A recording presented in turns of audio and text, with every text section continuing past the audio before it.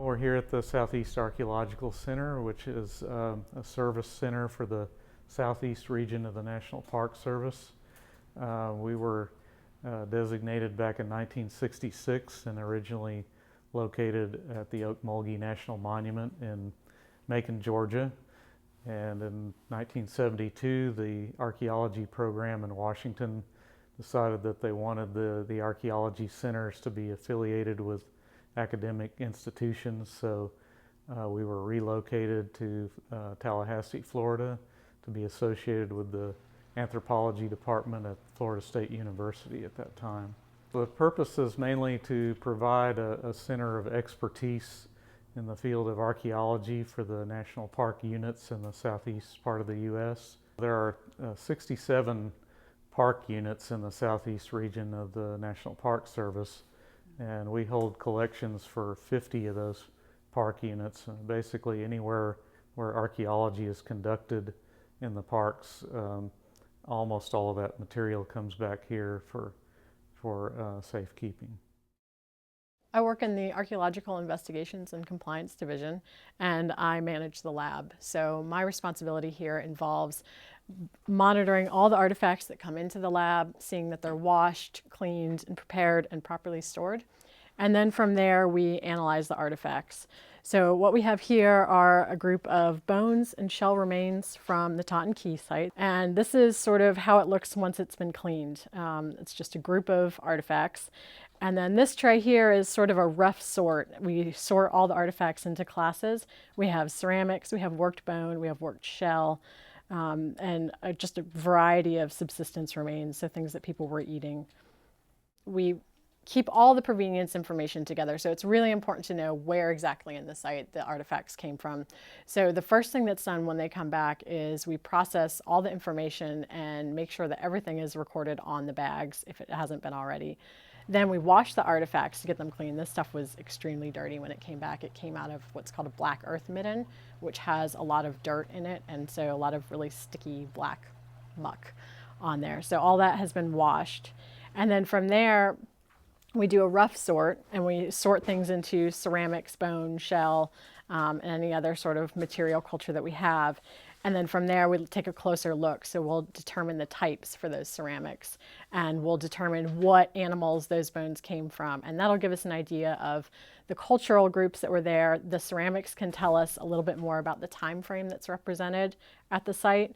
And then the bones can be used to figure out what people were eating, what environments they were exploiting, how they might have impacted those natural resources and things like that. We synthesize the information and compare it with what's known from other sites, and we can write a report that summarizes the findings, and those findings are published in articles, they're presented at conferences, and they're also provided to the park so that they can make interpretive decisions on how to best save the site, how to present the information to the public, so that we can provide a well-rounded synthesis of the findings. My name is Hank Kratt, and we're here in the collection storage facility at the Southeast Archeological Center here in Tallahassee. And we've got approximately 9 million objects here. They come from around the southeastern United States. Our area is from Virginia to Kentucky to Louisiana to Puerto Rico to the Virgin Islands. The collections are sent here for storage and safekeeping. Some of the collections were made early during the WPA projects, and those collections are being cataloged to modern standards, entered into the Park Service's computer database.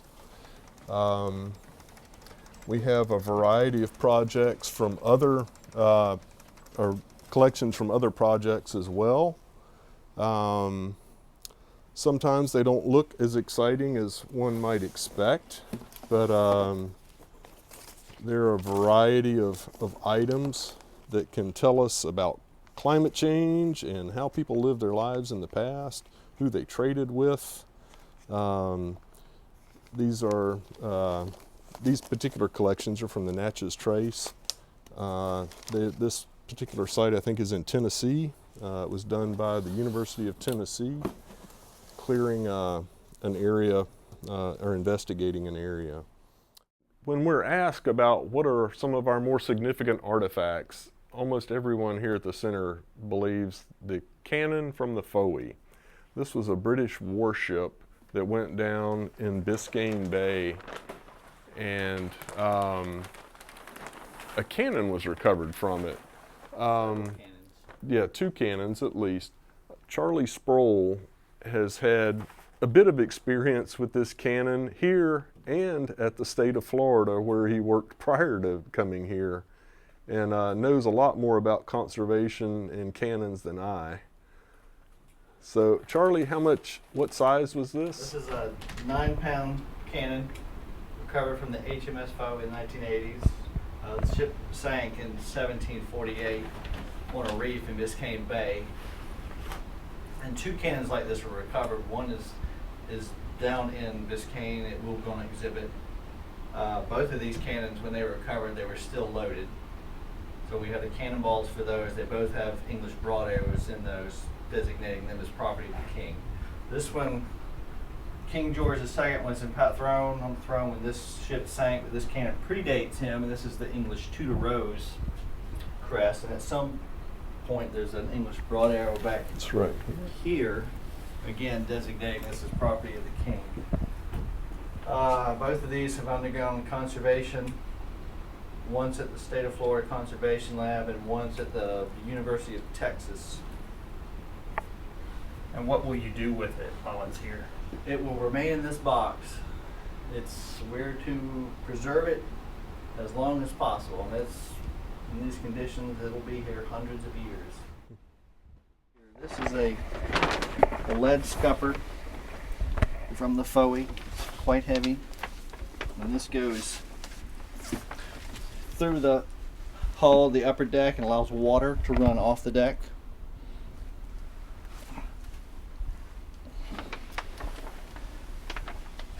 And this,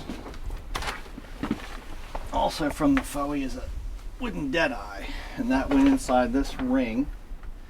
This ring was cut so it could be conserved and the wood could come out, because they have 2 different requirements for conservation.